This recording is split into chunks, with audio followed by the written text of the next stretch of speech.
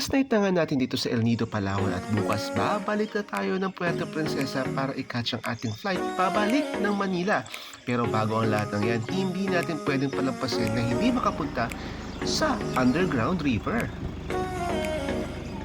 Maaga na kami gumising at gumayak dahil 4 AM susunod na kami ng van ni Kuya Popoy. Almost 5 hours na naman ang biyahe bago tayo makarating sa Puerto Princesa. Kaya itutuloy na lang namin ang tulog habang bumabiyahe. Makalipas nga ng halos 3 oras ay inabot na kami ng gutom, kaya naman nag-stop over muna kami para kumain ng masarap na almusal. Pagod man sa biyahe ay hindi alintada dahil excited naman kaming makita ang Underground River na isa sa 7 Wonders of the World. Longganisa, hotdog, itlog at sinangag. Simpleng pagkain pero ito yung mga pagkain na nakakamiss pag wala ka sa Pilipinas. Kaya naman nakakagana talagang kumain. Matapos nga namin kumain ay balik biyahe na naman kami.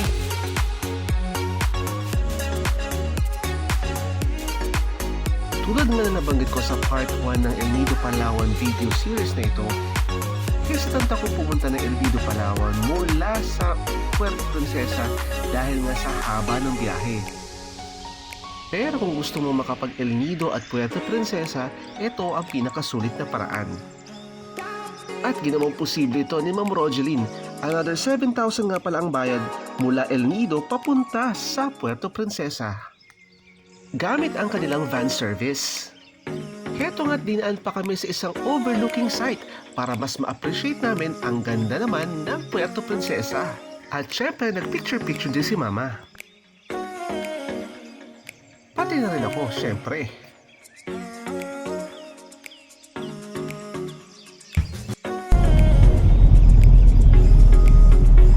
At matapos nga ng humigit kumulang 5 oras ay nakarating na nga kami sa daungan ng mga bangka papuntang Puerto Princesa Subterranean River. For 5 hours, nandito tayo sa Puerto Princesa and we're about to go to Subterranean River. Bagamat parang hindi maganda ang panahon at parang uulan ng malakas, ay napakarami pa rin mga turista na gustong pumisita sa Subterranean River. Heto nga't ang haba ng pila. Buti na lang at nakarating kami sa Sabang area ng maaga dahil between 8 AM to 9 AM ang cut-off ng nasabing tour. Ang entrance fee ay nagkakahalaga ng 500 pesos plus 150 pesos na environmental fee at para sa audio device may additional 85 pesos.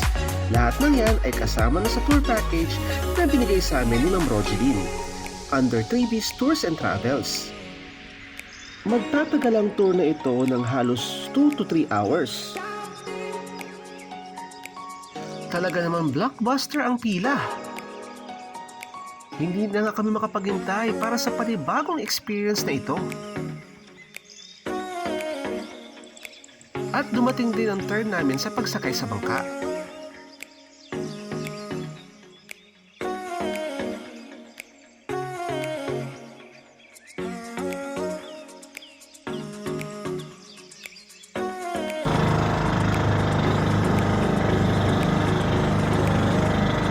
Medyo nakakakaba lamang dahil napakalakas ng alon at hindi nga maganda ang panahon.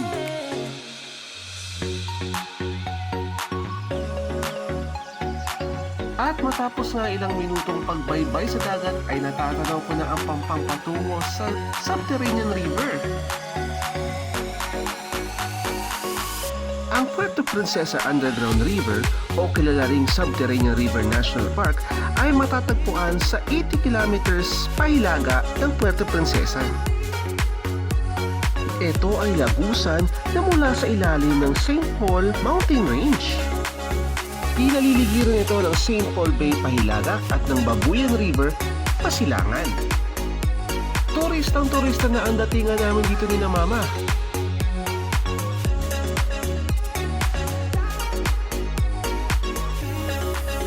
At syempre hindi mawawala ang pangmalakasang group picture kasama ang lahat ng turistang napapabilang sa tour na ito. Pagod man sa biyahe ay talaga naman nakaka-excite pa rin. At para sa kaligtasan ng lahat ng mga turista ay pinagsuot kami ng safety helmet.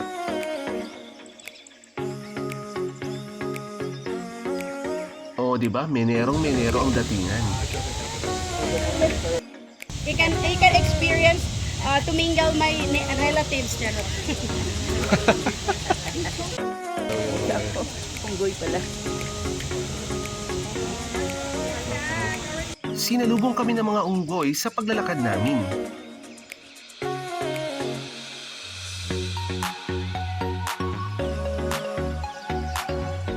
Maliban sa mga unggoy ay may mga bayawak din na nakapaligid dito.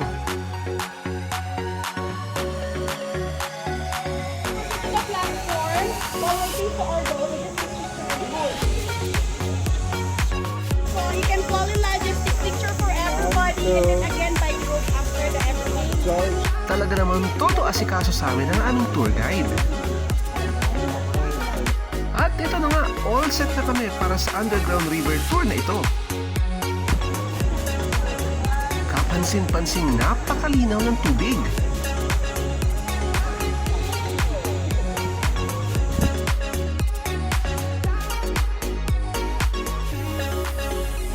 Salamat po sa community.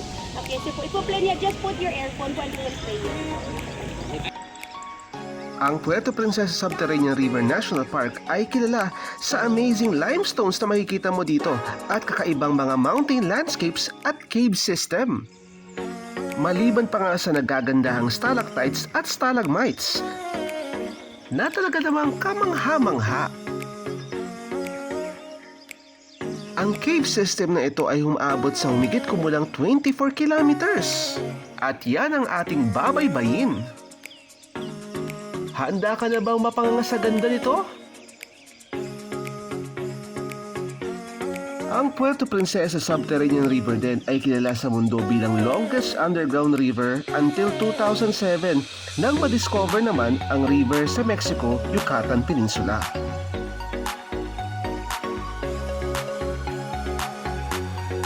Ang Puerto Princesa Underground River ay kasama sa protected area sa Pilipinas. Noong 1999, napabilang ito sa UNESCO World Heritage Site. 2012 naman na mapasama ito sa Ramsar Wetland Site. At noong 2007 din, napabilang ito bilang New 7 Wonders of Nature. May kadiliman sa loob ng underground river kaya naman hindi mapipigilan na gumana ang iyong imahinasyon habang nasa loob ka nito.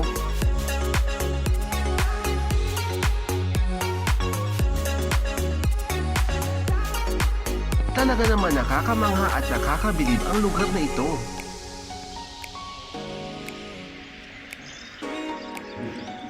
Animoy nasa eksena ka ng isang pelikula.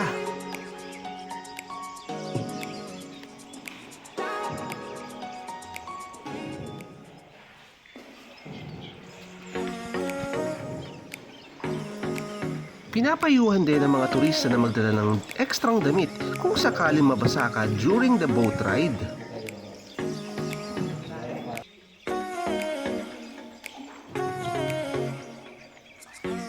Ang bangkero ay siya rin nagsisilbing tour guide na siya naman gumagamit ng searchlight para maipakita sa ating mga turista ang iba't ibang stalagmites at stalactites, rock formations at mga inhabitants ng kuwebang ito. Tulad na nga lang ng mga paniki. Nakakakilabot, di ba?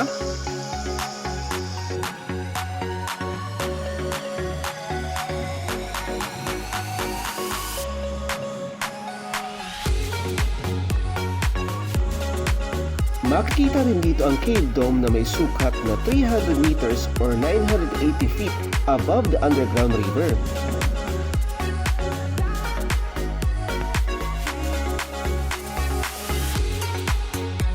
Ayan na nga ang mga naglalakihang paniki.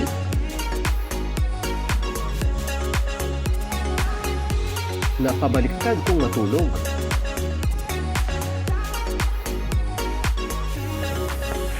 Paano nga ba nabubuo ang mga stalagmites at stalactites? Ang mga icicle-shaped deposits na ito ay nabubuo kapag ang tubig ay na-dissolve sa ibabaw ng limestone. hanggang sa ma-redeposit ang mga calcium carbonate sa ceilings o sa flooring ng mga kuwebang ito. Katulad na nga lamang na nakikita natin dito sa subterranean river na ito. 1971 nung itinalagang National Park or Pambansang Liwasan ng Pilipinas ang subterranean river na ito. Sa mga rock formations na iyong nakikita, paniguradong may nai-imagine ka na. Tulad na lamang ito na parang ibon or pigeons. O di kaya ito na parang tuka ng ibon.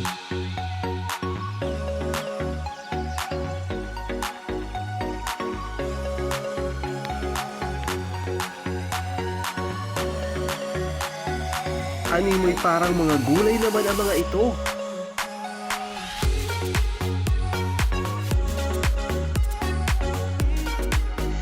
Hindi ka mauubusan ng mga bagay na pwede mo ma-imagine dahil sa mga rock formations na ito.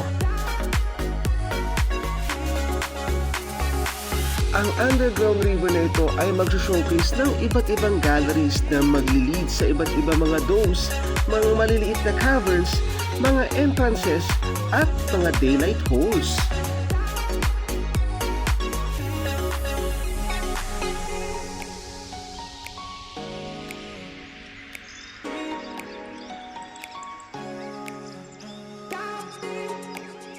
Talaga naman dito mapapasabi kang imagination mo ang limit.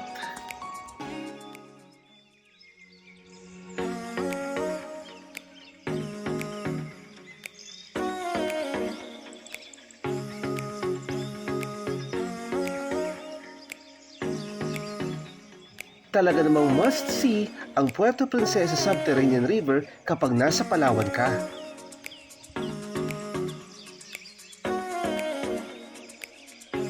Talaga namang panghihinayangin mo kung hindi mo ma-experience ang ganda nito.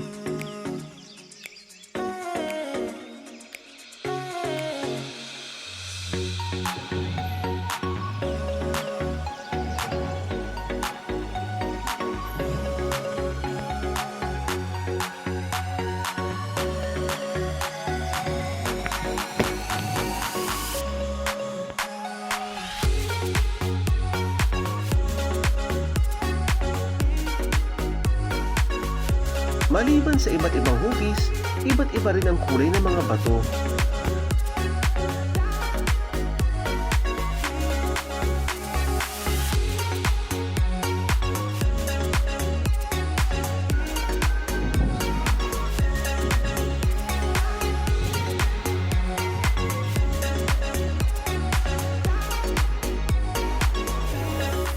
Napapito na nga si Manong Bangkero dahil sa hatid nitong Titanic feels.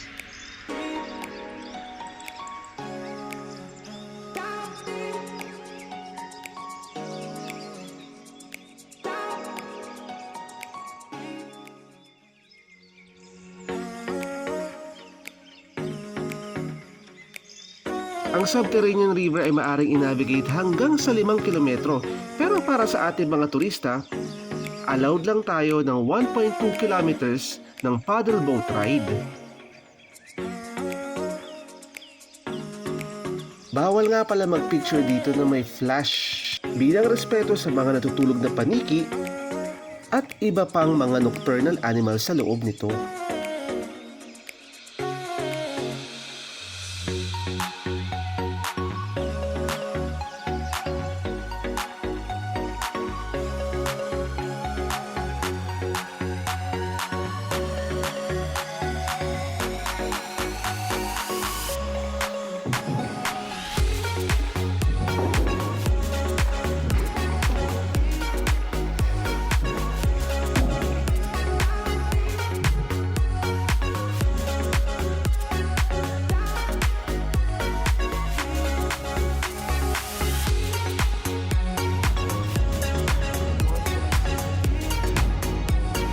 At natapos din ang tour sa mahigit kumulang 1 oras na pag-iikot sa loob ng kuwebang ito.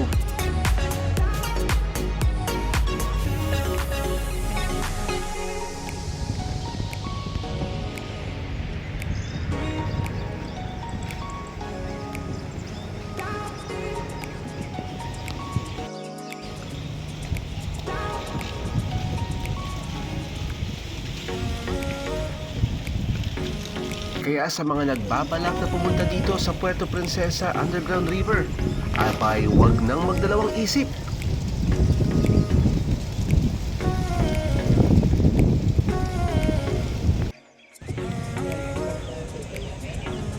It is indeed an experience of a lifetime.